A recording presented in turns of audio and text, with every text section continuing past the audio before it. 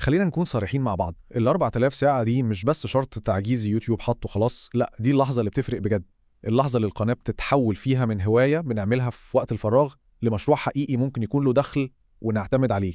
دي بالظبط بوابة عالم تحقيق الربح، واللحظة اللي يوتيوب نفسه بيبص لقناتك وبيتعامل معاها بجدية أكبر. وعشان كده لازم نتعامل مع الهدف ده بذكاء واستراتيجية، مش بمجهود عشوائي وخلاص. وأول فكرة بتيجي في بال أي حد فينا، وأنا كنت أولكم، هي خلاص بسيطة، يبقى أنا محتاج مشاهدات أكتر، صح؟ وده تفكير منطقي جدا. يعني كل ما المشاهدات زادت طبيعي الساعات هتزيد. بس السؤال هنا، هل دي فعلا الطريقة الأذكى والأسرع؟ وهل هو ده السر اللي بيفرق بين القنوات اللي بتنجح بسرعة والقنوات اللي بتفضل واقفة مكانها شهور طويلة؟ والإجابة بشكل قاطع ومباشر هي لأ. السر مش في عدد الناس اللي بتضغط على الفيديو، لكن السر في كل واحد فيهم فضل قد إيه بيتفرج. لازم نفهم يوتيوب بيفكر إزاي. يوتيوب كمنصة هدفه الأساسي إنه يخلي الناس قاعدة على الموقع لأطول فترة ممكنة. فلما الفيديو بتاعك بيقدر يمسك المشاهد ويخليه يكمل، يوتيوب بيفهم إن المحتوى ده جامد، فيبدأ يكافئك ويقترحه الناس أكتر. التركيز على مدة المشاهدة هو النقطة الجوهرية اللي هتغير قواعد اللعبة كلها. طب يعني إيه بالظبط مدة المشاهدة؟ ببساطة شديدة هو متوسط الوقت اللي كل مشاهد بيقضيه فعلا وهو بيتفرج على الفيديو. يعني لو عندنا فيديو مدته 10 دقايق والمشاهد العادي بيتفرج على 4 دقايق منه قبل ما يقفل أو يروح لفيديو تاني، يبقى متوسط مدة المشاهدة عندنا هو 4 دقايق. كل ما الرقم ده زاد كل ما سرعتنا في الوصول لل 4000 ساعة زادت بشكل مش هتصدقوه. والسلايد دي بقى بتوضح الصورة بشكل عبقري. بصوا يا جماعة، ال 4000 ساعة هم 240 ألف دقيقة. شوفوا معايا الجدول ده. لو متوسط مدة المشاهدة دقيقة واحدة بس، يعني الناس بتدخل وتخرج بسرعة، هنحتاج 250,000 مشاهدة، رقم ضخم جدا. لكن شوفوا السحر بيحصل فين؟ لو قدرنا بس نرفع المتوسط ده ل4 دقايق، الرقم بينزل ل60 ألف مشاهدة بس. ولو وصل ل6 دقايق هنحتاج 40 ألف بس. الفرق ده بيثبت إن الشغل على تحسين جودة المشاهدة أهم 1000 مرة من مطاردة أرقام مشاهدات خيالية. تمام، بما إننا اتفقنا إن مدة المشاهدة هي المفتاح الذهبي، يبقى السؤال الأهم دلوقتي إزاي أقدر أخلي الناس تكمل الفيديو بتاعي للآخر؟ يلا بينا ندخل في الجزء العملي ونفتح صندوق الأدوات اللي فيه 5 تكتيكات فعالة جدا نقدر نطبقها من الفيديو الجاي على طول. التكتيك الأول ده هو الأهم على الإطلاق. أول 15 ثانية دي هي المحكمة اللي بتحكم على الفيديو بالنجاح أو الفشل. في الثواني دي المشاهد بياخد قرار يكمل أو يروح لمكان تاني. لازم نخطف انتباهه فوراً. إزاي؟ نبدأ بأقوى نتيجة هيوصل لها لو كمل الفيديو، أو نسأل سؤال جريء يخليه لازم يعرف الإجابة، أو حتى نعرض أفضل وأمتع لقطة من الفيديو في البداية. وافتكروا القاعدة الذهبية: ابعدوا تماماً عن المقدمات الطويلة والمملة زي أهلاً بيكم في قناتي النهاردة هنتكلم عن. لا، ادخلوا في الموضوع على طول وبقوة. العقل البشري بيمل بسرعة جدا. لو المشاهد فضل شايف نفس الكادر ونفس الشخص بيتكلم من غير أي تغيير، تركيزه هيبدأ يقل بعد 30 ثانية بالكتير. عشان كده مهمتنا إننا نعمل إعادة تنشيط لتركيزه كل شوية. يعني كل 10-15 ثانية نعمل تغيير بصري، نعمل زوم إن على الوش عشان نأكد على نقطة مهمة، نعمل زوم أوت، نضيف لقطات فيديو خارجية اللي هي البي رول عشان تشرح الكلام، نكتب النقاط المهمة كنص على الشاشة، نستخدم صورة توضيحية. التعديلات البسيطة دي بتخلي عين المشاهد وعقله دايما في حالة انتباه ومتابعة. وده بقى هو جوهر الموضوع كله. لازم نسأل نفسنا قبل كل فيديو ايه الفايدة الحقيقية اللي المشاهد هيطلع بيها. محدش هيكمل فيديو لمجرد انه موجود. لازم الفيديو يكون بيحل مشكلة، بيعلم مهارة، بيقدم معلومة جديدة، او حتى بيسليه بشكل فريد ومختلف. احترموا وقت المشاهد جدا. راجعوا الفيديو بعد ما تصوروه وشيلوا اي كلمة او جملة مش بتضيف قيمة. خلوا المحتوى مركز ومكثف زي الاسبريسو، مش قهوة امريكي مليانه مية وكلام فاضي. الاستراتيجية دي قوية جدا، لكنها زي ما بنقول سلاح ذو حدين.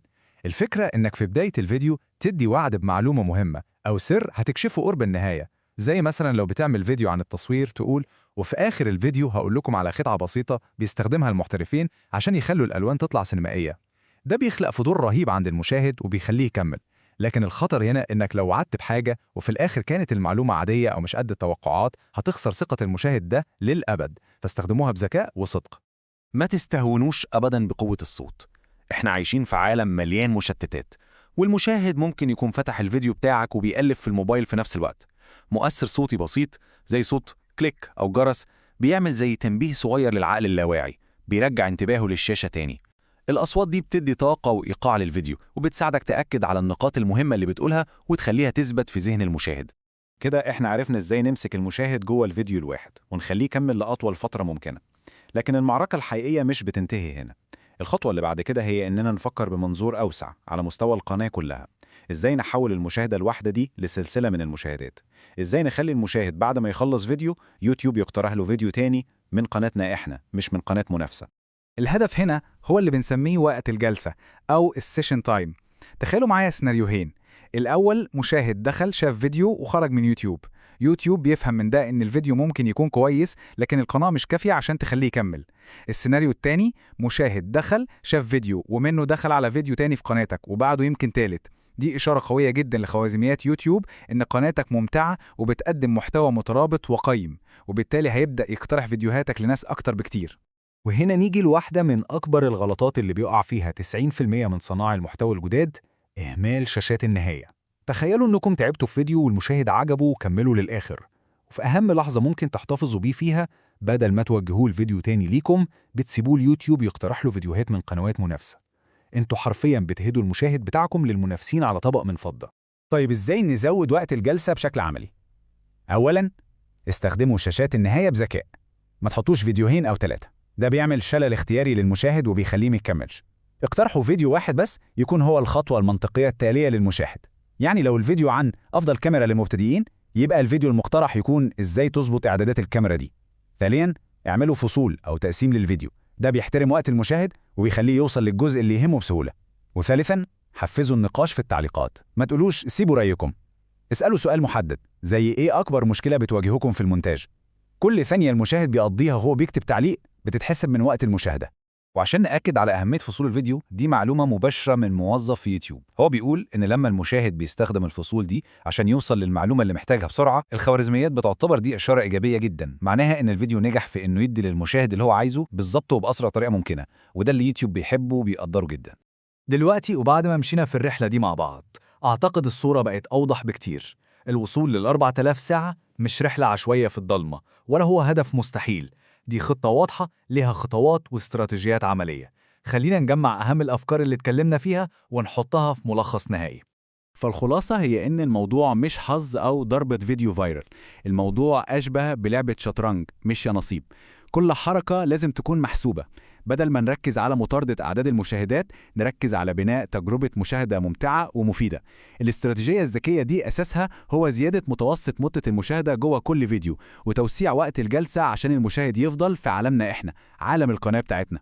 والسؤال ده ليكوا، بعد ما عرفتوا الخطة دي ايه هو أول تكتيك من ال5 اللي اتكلمنا فيهم هتروحوا تطبقوه فوراً في الفيديو الجاي؟